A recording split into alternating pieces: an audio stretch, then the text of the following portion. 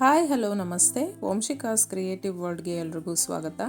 ನಾನಿವತ್ತು ವೆಜಿಟೇಬಲ್ ಪಲಾವ್ ಮಾಡೋದು ಹೇಗೆ ಅಂತ ತೋರಿಸ್ತಾ ಇದ್ದೀನಿ. ಲಂಚ್ ಬಾಕ್ಸ್ಗೆ ಅಂತೂ ಇದು ಹೇಳಿ ಮಾಡಿಸಿದ ರೆಸಿಪಿ ಅಂತಲೇ ಹೇಳ್ಬೋದು. ತುಂಬ ಕ್ವಿಕ್ಕಾಗಿ ಮಾಡ್ಕೋಬೋದು. ಬನ್ನಿ ಹಾಗಿದ್ರೆ ತಡ ಮಾಡೋದು ಬೇಡ, ರೆಸಿಪಿನ ಸ್ಟಾರ್ಟ್ ಮಾಡೋಣ.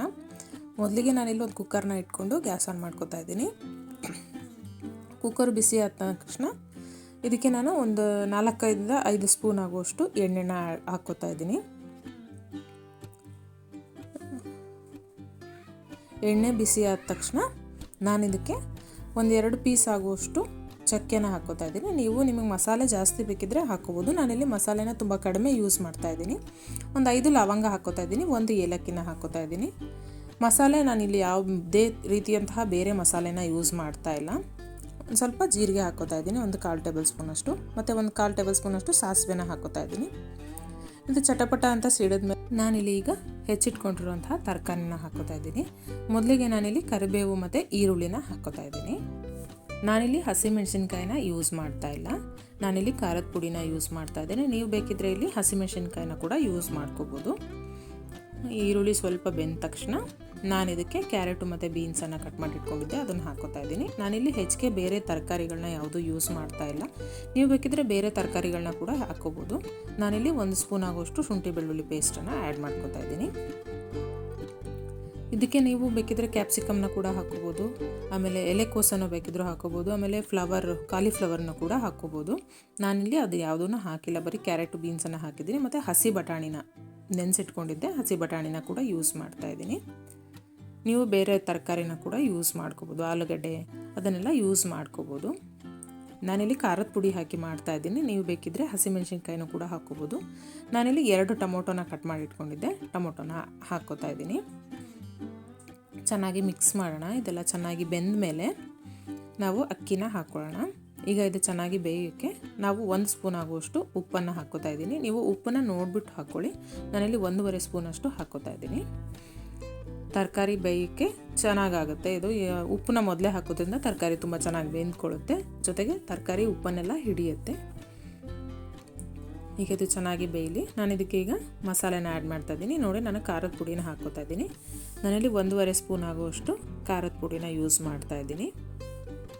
ಹಾಗೆ 1 ಸ್ಪೂನ್ ಆಗುವಷ್ಟು ಮಾತ್ರ ಧನಿಯಾ ಪೌಡರ್ನ ಯೂಸ್ ಮಾಡ್ತಾ ಇದ್ದೀನಿ.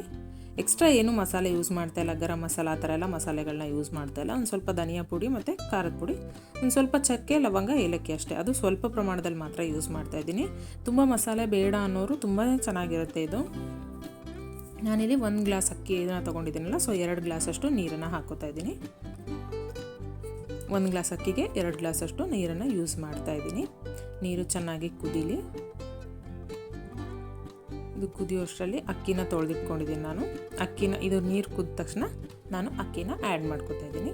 ಈಗ ನೋಡೋಣ ಟೇಸ್ಟ್ ಹೇಗಾಗಿದೆ ಅಂತ ನೋಡಿಬಿಟ್ಟು ಉಪ್ಪನ್ನು ಹಾಕ್ಕೊಳ್ಳಿ. ಅಕ್ಕಿನ ತೊಳೆದಿಟ್ಕೊಂಡಿದ್ದೆ, ಅದನ್ನು ನಾನಿಲ್ಲಿ ಹಾಕ್ಕೋತಾ ಇದ್ದೀನಿ. ಮೊದಲೇ ಒಗ್ಗರಣೆ ಮಾಡ್ಕೊಂಡ ತಕ್ಷಣವೇ ನೀವು ಅಕ್ಕಿ ಹಾಕ್ಕೊಂಡು ಆಮೇಲೆ ಕೂಡ ನೀರನ್ನು ಹಾಕ್ಕೋಬೋದು. ನಾನಿಲ್ಲಿ ನೀರು ಹಾಕ್ಕೊಂಡು ಆಮೇಲೆ ಅಕ್ಕಿನ ಹಾಕ್ಕೋತಾ ಇದ್ದೀನಿ. ಈಗ ಚೆನ್ನಾಗಿ ಮಿಕ್ಸ್ ಮಾಡೋಣ. ತುಂಬಾ ಟೇಸ್ಟಿಯಾಗಿರುತ್ತೆ ಇದು. ತುಂಬ ಈಸಿಯಾಗಿ ತುಂಬ ಬೇಗನೆ ಮಾಡ್ಬೋದು ಇದನ್ನು. ಲಂಚ್ ಬಾಕ್ಸಿಗಂತೂ ತುಂಬಾ ಈಸಿಯಾಗಿ ಬೇಗ ಮಾಡಿ ಕಟ್ಬಿಡ್ಬೋದು ಇದನ್ನು. ಇದಕ್ಕೆ ನಾನಿಲ್ಲಿ 1 ಸ್ಪೂನ್ ಆಗೋಷ್ಟು ಸಕ್ಕರೆನ ಯೂಸ್ ಮಾಡ್ತಾ ಇದ್ದೀನಿ. ಸಕ್ಕರೆ ಯೂಸ್ ಮಾಡೋದ್ರಿಂದ ಟೇಸ್ಟ್ ಒಂಥರ ಡಿಫ್ರೆಂಟಾಗಿ ಚೆನ್ನಾಗಿರುತ್ತೆ. ಇದನ್ನು ನೀವು ಬೇಕಾದರೆ ಯೂಸ್ ಮಾಡ್ಕೋಬೋದು, ಬೇಡ ಅಂದರೆ ಬಿಡ್ಬೋದು. ಈಗ ನಾನು ಕುಕ್ಕರ್ನ ಲಿಡ್ನ ಕ್ಲೋಸ್ ಮಾಡಿ 3 ವಿಜಿಲ್ ಬರೋ ತನಕ ಕುಕ್ಕರ್ನ ಕೂಗಿಸ್ತಾ ಇದ್ದೀನಿ. ಈಗ ಪಲಾವ್ ರೆಡಿಯಾಗಿದೆ. ಬನ್ನಿ ಹೇಗಿದೆ ಅಂತ ನೋಡೋಣ. ಪಲಾವ್ ರೆಡಿಯಾಗಿದೆ. ಈಗ ಹೇಗಾಗಿದೆ ಅಂತ ನೋಡೋಣ. ತುಂಬಾ ಚೆನ್ನಾಗಾಗಿದೆ, ತುಂಬ ಚೆನ್ನಾಗಿ ಬೆಂದ್ಕೊಂಡಿದೆ. ನಾನಿಲ್ಲಿ 3 ವಿಜಿಲ್ ಹೊಡಿಸಿದ್ದೀನಿ. ತುಂಬಾ ಚೆನ್ನಾಗಿ ಬೆಂದಿದೆ. ಇದು ರೆಸಿಪಿ ತುಂಬಾ ಟೇಸ್ಟಿಯಾಗಿರುತ್ತೆ. ನೀವು ಕೂಡ ಮನೇಲಿ ಟ್ರೈ ಮಾಡಿ. ರೆಸಿಪಿ ಇಷ್ಟ ಆಗಿದ್ರೆ ದಯವಿಟ್ಟು ನಮ್ಮ ವಿಡಿಯೋನ ಲೈಕ್ ಮಾಡಿ, ಹಾಗೆ ನಮ್ಮ ಚಾನಲ್ನ ಸಬ್ಸ್ಕ್ರೈಬ್ ಮಾಡೋದನ್ನು ಮರಿಬೇಡಿ. ನಿಮ್ಮ ಫ್ಯಾಮಿಲಿ ಫ್ರೆಂಡ್ಸ್ ಜೊತೆ ಶೇರ್ ಮಾಡ್ಕೊಳ್ಳಿ. ನೋಡಿ, ಪ್ಲೇಟ್ಗೆ ಸರ್ವ್ ಮಾಡಿ ಕೂಡ ನಾನು ತೋರಿಸ್ತಾ ಇದ್ದೀನಿ. ತುಂಬ ಟೇಸ್ಟಿಯಾಗಿರುತ್ತೆ. ನೀವು ಕೂಡ ಮನೇಲಿ ಒಂದ್ಸರಿ ಟ್ರೈ ಮಾಡಿ. ತುಂಬ ಈಸಿಯಾಗಿದೆ ಇದು, ತುಂಬ ಬೇಗನೆ ಮಾಡ್ಕೊಂಬಿಡ್ಬೋದು. ನಿಮಗೆಲ್ಲ ರೆಸಿಪಿ ಇಷ್ಟ ಆಗಿದೆ ಅನ್ಕೋತೀನಿ. Thanks for watching.